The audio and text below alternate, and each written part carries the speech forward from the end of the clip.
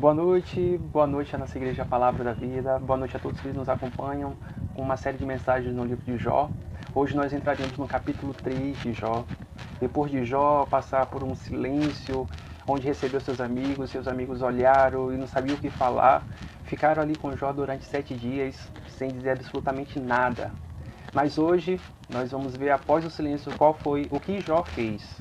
Meus irmãos, antes de nós entrarmos diretamente, hoje é domingo de Páscoa. E neste domingo Jesus Cristo vive. Esse é um marco para todos nós, marco para o cristianismo, que Jesus Cristo morreu e Ele ressuscitou e está vivo em nossos corações. Amém? Que lembremos do verdadeiro sentido da Páscoa, o verdadeiro sentido que Cristo morreu, e Ele vive, e Ele ressuscitou e está em nossos corações. Certo? Então vamos lá. Jó, capítulo 3. Nós vamos ver alguns versículos de Jó, capítulo 3, que diz o seguinte: Depois disso, Jó abriu a boca e amaldiçoou o dia do seu nascimento. Jó, em momento algum, ele pecou. Jó, em momento algum, ele foi contra Deus. Aqui o que nós encontramos é Jó abrir a boca e amaldiçoar o dia do seu nascimento. Ou seja, Jó, ele se arrepende, ou ele não acha motivos pelo qual ele deveria estar vivo, porque ele está passando por um momento desastroso, um momento de dor, de angústia. E por que viver dessa forma? Ele queria saber. E aí continua o versículo 2, dizendo: Pereça o dia do meu nascimento e a noite em que se disse, nasceu o menino. Transforme-se aquele dia em trevas, e Deus, lá do alto, não se importe com ele, não resplandeça a luz sobre ele. Chame-no de volta às trevas e às mais densas escuridão. Coloque-se uma nuvem sobre ele, e o negrume atemorize a sua luz.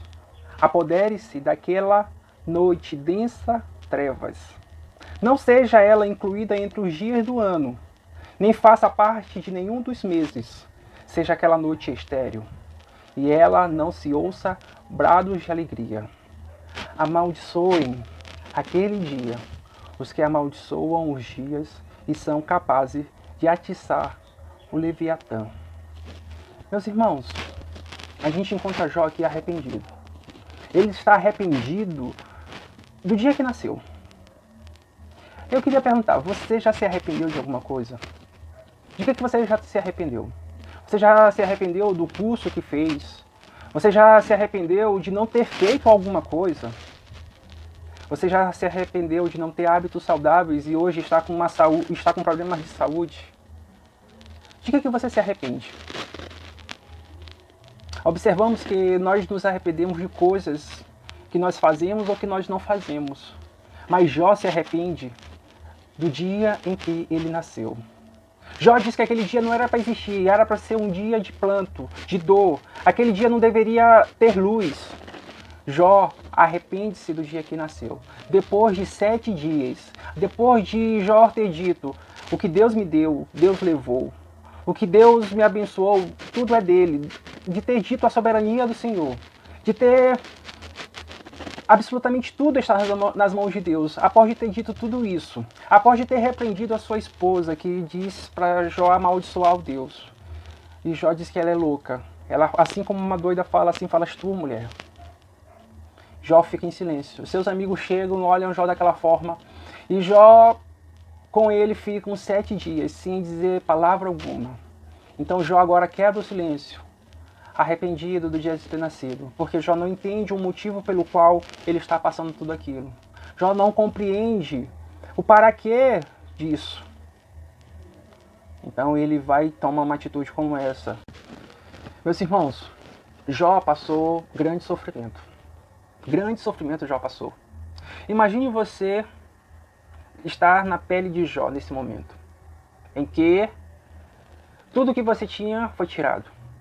Toda a sua família, todos os seus filhos morreram. Imagine que você sempre tentou agradar ao Senhor. Imagine que você constantemente vai à igreja, que evangeliza, mantém um período de oração, de leitura bíblica, mas mesmo assim você é acometido de uma doença. Que mesmo assim toda a sua alegria desta vida é retirada. Que você agora olha para os lados e só vê dois sofrimentos em sua vida. Talvez você perdeu o pai, a mãe, talvez você tenha perdido seu emprego e agora você está no meio de uma calamidade. Já se imaginou na pele de Jó? Jó não pecou. E mesmo assim, mesmo se arrependendo do dia ter nascido, ele também não pecou.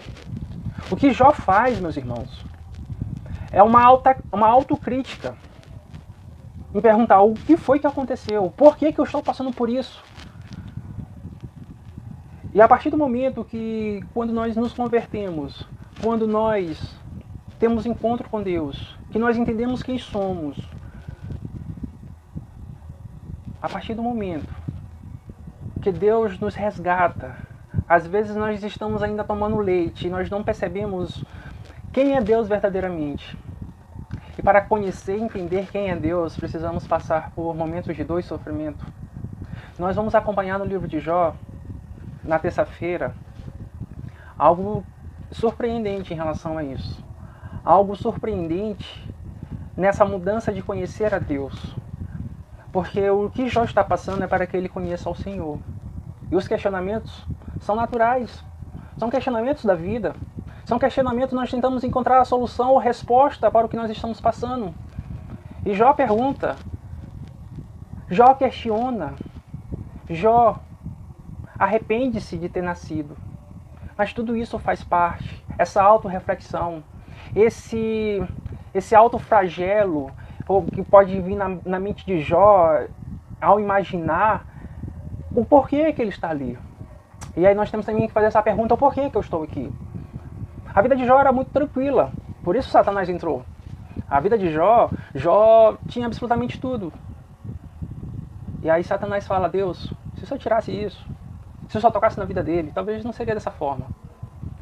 Então, a partir do momento que as coisas são retiradas, que o foco agora é somente a sua miséria, a sua falta de saúde, Jó começa a perguntar e ver qual é o sentido da vida. Porque a vida para ele ali não tem mais sentido algum. Jó, a partir do momento que ele se encontra acamado, se encontra com seu corpo cheio de feridas, cheio de dor, sem respostas, Jó começa a perceber o significado da vida. Jó vai começar a entender o significado da vida a partir desse momento de dor. A partir do momento de dor, meus irmãos, nós começamos a entender o significado das coisas. Porque quando está tudo certo, a gente não consegue perceber. A gente precisa, às vezes, cair na real. Ou tirar alguma das coisas que nós temos para que a gente venha compreender o que Deus quer de nós, para que a gente venha conhecer quem é Deus. Continuando no texto, nós vamos observar que Jó faz questionamentos. E esses questionamentos ele faz a respeito de o porquê da vida dele. Então nós vamos encontrar no texto por que não morri ao nascer e não pereci quando sair do ventre. Por que eu precisei chegar até onde eu cheguei e perder tudo? Por que eu não pereci logo quando eu saí do ventre? Por que não me sepultaram como criança abortada? Como um bebê que nunca viu a luz do dia? Por que se dá luz aos infelizes? Jó começa a questionar, meus irmãos, que ele está num estado de infelicidade, de amargura. Por que dá luz aos infelizes? Por que dá luz? Por que nasce os pecadores? Por que nasce gente para sofrer? Por que se dá luz aos infelizes? E a vida aos de alma amargurada? Aos que anseiam pela morte, e esta não vem. E a procuram mais do que um tesouro oculto. Aos que se enchem de alegria, exultam quando vão para a sepultura. Meus irmãos, Jó, ele começa a questionar que ele está num estado de extrema tristeza. Ele preferia não ter nascido. Ele não compreende o porquê de tudo isso que está acontecendo com ele. E nós, quando nós passamos por momentos delicados, nós também fazemos questionamentos. Nós também começamos a perguntar para Deus o porquê de tudo isso. E pensamos também o que nós deveríamos ter feito para não chegar até ali. Será se Jó poderia ter mudado o destino de sua vida? Será se Jó poderia não ter passado por aquilo que ele passou? Será se Jó poderia ter evitado a morte dos seus filhos? Será se Jó, se estivesse lá, poderia ter evitado perder seus bens? Será se Jó poderia ter tomado os remédios para não adoecer? Meus irmãos, quando temos que passar por algo, vamos passar. Se tivermos que ficar doentes, vamos ficar. Se há algum propósito de Deus numa doença, numa situação, nós vamos passar por ela. Porque não é o cuidado dobrado, redobrado que nós possamos ter que vai nos livrar. Quantas pessoas agora nesse momento estão com todos os cuidados em suas casas para não pegar esta doença? Mas às vezes comprar um simples pão, às vezes receber uma comida vindo de fora, às vezes pegar um saco de supermercado de um vizinho que comprou a comida lá no supermercado para você, pode lhe fazer pegar essa doença. O que eu quero dizer é que se ficarmos doentes, temos que entender o porquê que estamos ficando. O para quê quer dizer que nós estamos ficando doentes. E não nos desesperar. Temos que ter, como eu já falei antes, temos que ter todo o cuidado. Temos que observar a higiene. Não é porque ficar doente é um propósito do Senhor. Não, se for para ficar doente, nós vamos ficar. Mas o que nós devemos fazer agora é ter cuidado. Ter cuidado com a higiene, se prevenir, usar máscara quando puder, se tiver, lavar bem as mãos. Lavar bem as mãos deveria ser de sempre, né? Eu pelo menos, eu tenho aprendido a lavar as mãos, porque antes eu não fazia isso direito. Mas precisamos ter todos os cuidados. Mas caso venha acontecer, não só em relação a essa Covid, mas com tantas coisas que passamos, que nos levam a sofrimento, e sofrimentos que nós já passamos. E às vezes nós nos perguntamos o porquê eu estou passando por isso. Se eu tivesse feito qualquer coisa, eu poderia ter mudado. Não, meus irmãos, não poderia ter mudado. Quando se trata de vida, de morte, a gente não pode ter mudado absolutamente nada. Continuando,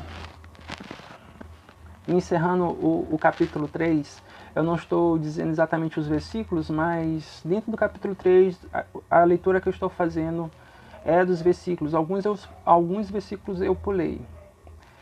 No finalzinho do capítulo 3 diz: pois me vêm suspiros em vez de comida, porque os meus gemidos transbordam como água. O que eu temia veio sobre mim, e o que eu receava me aconteceu. Não tenho paz, nem tranquilidade, nem descanso, somente inquietação. Jó se mostra completamente inquieto, completamente sem paz, completamente sem tranquilidade. Talvez não dormia, talvez não tinha descanso em sua alma. O que ele mais receava, isso aconteceu com ele. Nós percebemos que Jó tinha receio disso acontecer. E aconteceu. Mas, diferentemente do que nós vamos observar e que observamos, é que Jó não tem controle sobre a situação.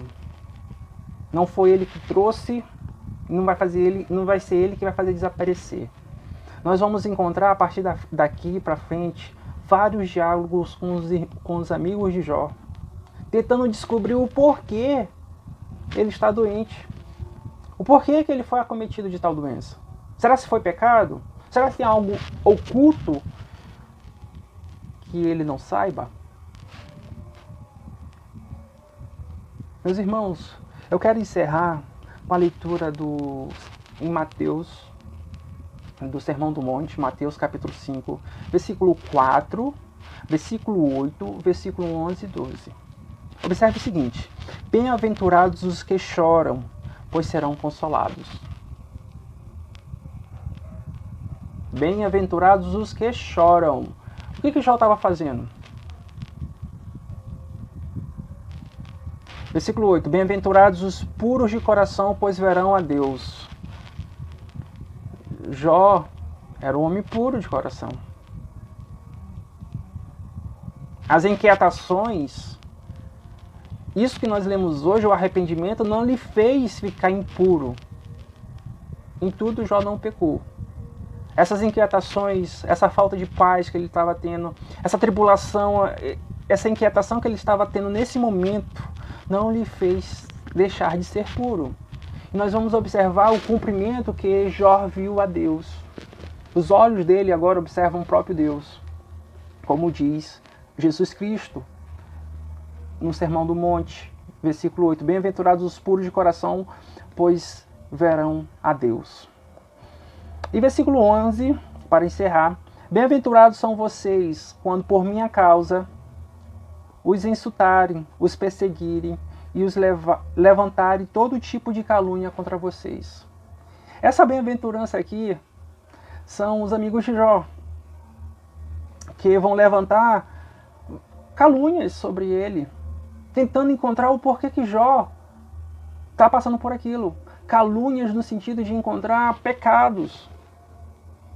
E aí o versículo 12 vai concluir dizendo: alegre-se e regozije-se, porque grande é a sua recompensa nos céus. Pois da mesma forma que perseguiram os profetas que vieram antes de vocês. Pois da mesma forma perseguiram os profetas que vieram antes de vocês. Meus queridos, nós passamos por diversas dificuldades. Essa dificuldade que nós estamos passando coletivamente não é a primeira nem a última. Precisamos manter a calma, precisamos manter a fé, precisamos mantermos com os nossos olhos fritos em Deus, a fim de que nós não venhamos a desanimar, a fim de que nós não venhamos a acontecer e nos arrepender de certas coisas que nós fizemos. E arrepender e dizer que, Senhor, se eu tivesse orado mais, essa pandemia não teria chegado. Senhor, se eu tivesse feito isso, isso não teria acontecido. Meus irmãos, é para a nossa igreja estar passando por isso. É para a nossa igreja estar passando por isso. Como nós devemos nos comportar, é esse que é o foco. Como é o nosso comportamento diante disso? É isso que nós devemos observar. O meu comportamento diante dessa pandemia.